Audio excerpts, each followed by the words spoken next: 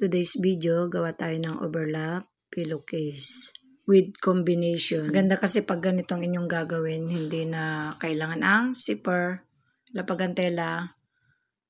Ang haba ng ating tela, 48 inches. Ang lapad naman, 18 inches. Yung gagawin natin overlap, kalahati sa body. Ito piyang kulay yellow.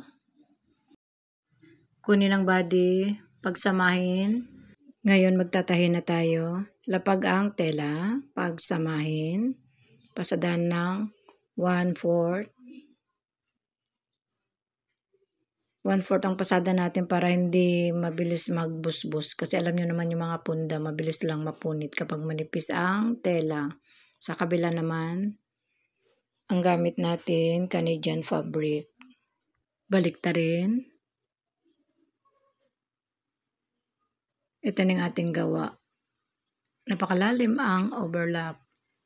Kapag ganito ang tayo ng inyong mga pillowcase, ituturo ko sa inyo kung paano maglagay ng unan, yung hindi kayo mahihirapan. Ganito kalalim ng ating overlap, hindi makikita yung unan sa loob.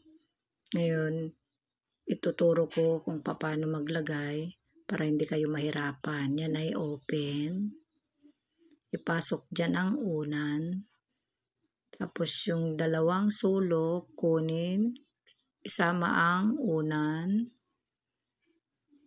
Ngayon, ito na yung ating gawang overlap pillowcase. Hindi makikita yung unan sa loob at napakalinis tignan. O diba, ang ganda. Sana nakatulong ang video kong ito. Salamat!